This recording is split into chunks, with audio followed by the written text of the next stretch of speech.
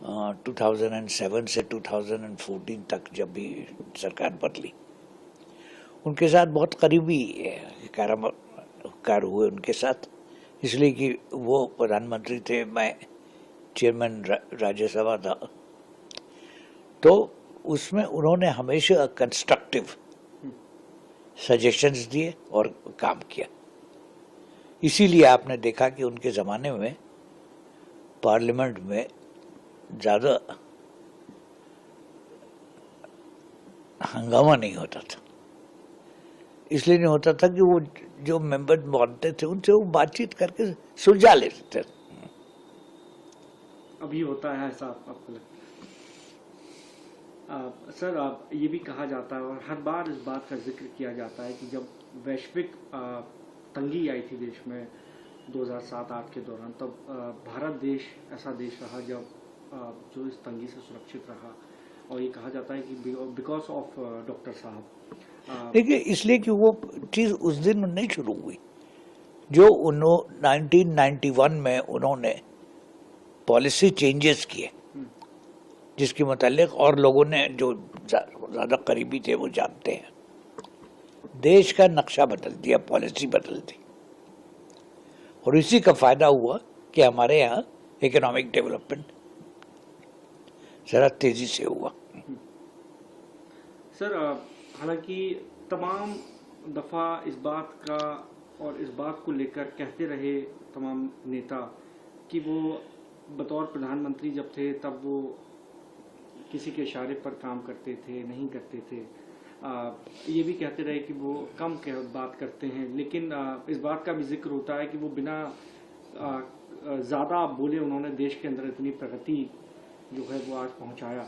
उस पर आपकी क्या राय है सर? जो तमाम नेताओं ने उनको लेकर हमेशा कहा कि भैया वो तो कम बात करते हैं, कम कहते हैं। भाई, कम बात करने से क्या मतलब है? काम करते थे ना। बात करने से तो पॉलिसी नहीं बनती है, काम करने से होती है। तो उन्होंने जहाँ बात करने की जरूरत समझी, बात की, लोगों से डिस्कशन किया। हमेशा पार्लियामेंट में जब कभी डिस्कशन हुआ, चाहे डोमेस्टिक पॉलिसी पे हो या फॉरेन पॉलिसी पे हो, हमेशा उन्होंने उसमें भाग लिया। इस 10 साल को सर कैसे उनके प्रधानमंत्री के वक्त को किस तरह से ये देश याद करेगा सर? किस तरह से याद करेगा? पॉलिसी से याद करेगा, और कैसे याद करेंगे? मैं सर, पहले भी तमाम प्रधानमंत्री रहे, उनके कामों का भी जिक्र होता है, राजीव जी के भी कामों का जिक्र होता है, मौजूदा प्रधानमंत्री भी हैं, उनके कामों का भी जिक्र होता है। आप कोई एक दो पॉलिसी उनकी आप कोई बताना चाहें जो सभी प्रधानमंत्रियों के काम से अलग उनको हाईलाइट करती है? देखिए, सबसे बड़ी चीज़ उनकी इकोनॉमिक पॉलिसी थी, जिससे देश को बहुत फायदा हुआ। उसके बाद उनकी फॉरेन पॉलिसी जो थी, वो संबंध दूसरे देशों के साथ अच्छे हुए। अब एक छोटी सी चीज़ है, पाकिस्तान से हमेशा हमारा झगड़ा रहा है कुछ ना कुछ, उन्होंने उसको सुलझाने की कोशिश की, कश्मीर के प्रॉब्लम को सुलझाने की कोशिश की, कश्मीर के लोगों से जाके बात की, कमेटी बनाई।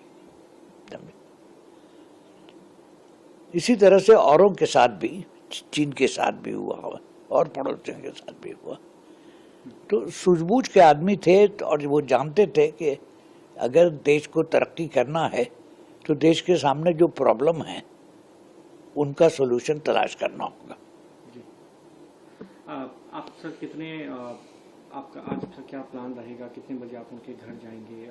कुछ आप अगर साझा करना चाहें हम लोगों के साथ। अब भाई देखेंगे क्या हो रहा है, अभी मुझे डिटेल्स नहीं मालूम है, मैं खुद बीमार हूँ 6-7 महीने से, तो मालूम करके जाऊंगा उनके यहाँ। कितना मुश्किल था आपके लिए जब आपको ये पता लगा सर कि ऐसे अब वो नहीं रहे? भाई डॉक्टर साहब से तो मैं अभी रिटायरमेंट के बाद भी, अभी यानी मैं भी रिटायर हो गया, वो भी रिटायर थे, हर दूसरे तीसरे महीने में उनके पास जाता था। बीमार हो गए थे, बोलने में मुश्किल होती थी, मगर जाता था उनके पास, इसलिए कि उनसे दोस्ती, एक तरफ दोस्ती थी, दूसरी तरफ उनसे ज्ञान मिलता था। सर, एक आखिरी सवाल ले लेता हूँ। हमें अभी भी हमारे सामने वो तस्वीर है जब वो पार्लियामेंट में सुषमा जी के सामने खड़े हुए थे और एक बड़े ही विनम्र लहजे से शायराना अंदाज में अपनी नाराज़गी भी व्यक्त की थी। क्या वो उस वक्त पार्लियामेंट के अंदर जिस तरह शायराना अंदाज में उन्होंने अपनी नाराज़गी भी जाहिर कर दी, अपनी बात भी कह दी, और अब के पार्लियामेंट के अंदर? देखिए, मैं कंपैरिजन नहीं करता हूँ जी। मेरा जो काम था मैंने किया, मेरे बाद किसने किया, कैसे किया, वो आज की बात, वो पब्लिक जानती है, बात वहाँ खत्म हो जाती। If you like this video, then like, share and subscribe to ET Now.